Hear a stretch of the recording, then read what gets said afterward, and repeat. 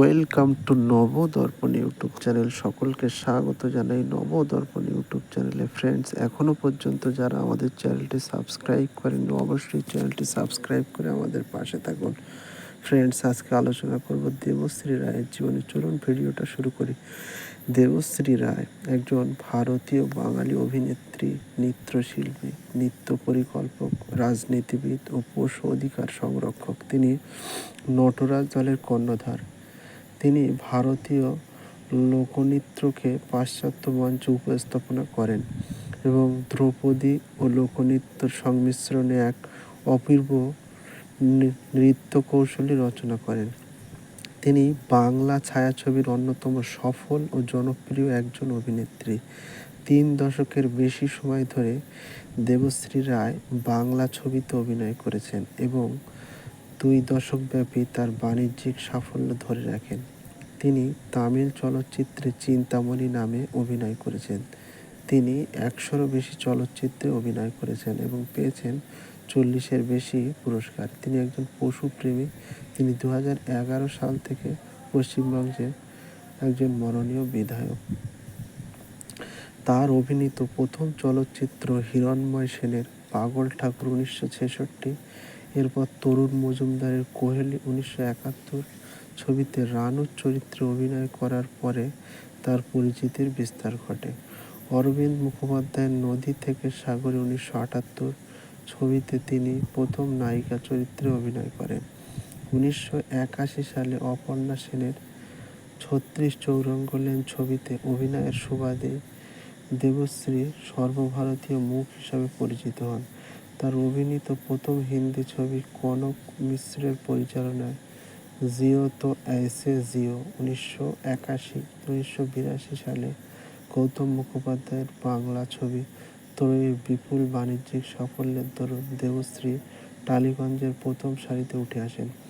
80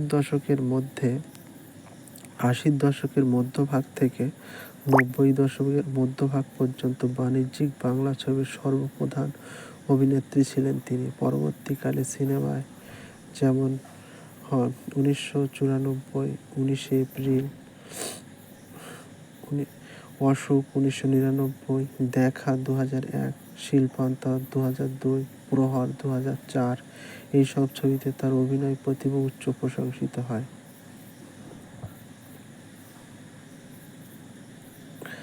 হিরণময় সেনের পাগল ঠাকুর 1966 সালে ছবিতে চুমকি রায় নামে তার প্রথম চলচ্চিত্র আত্মপ্রকাশ।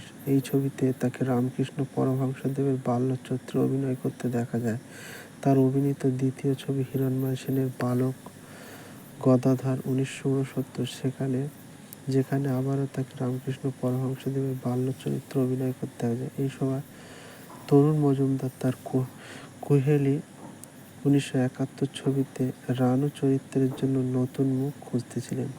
অভিনেত্রী ছায়া দেবী চরিত্রে এই চুমকিকে নেওয়ার পরামর্শ দেন। ছবিটি উল্লেখযোগ্য ব্যবসায়িক সাফল্য মুখ দেখে এবং চুমকির পরিচিতির বিস্তার ঘটে।